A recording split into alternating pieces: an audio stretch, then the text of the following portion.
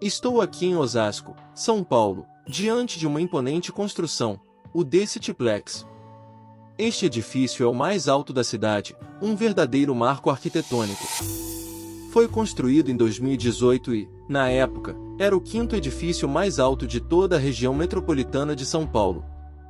Com seus impressionantes 140 metros de altura e 38 andares, o edifício se destaca na paisagem urbana. Obrigado por me acompanhar nessa jornada de descoberta e admiração. Até a próxima!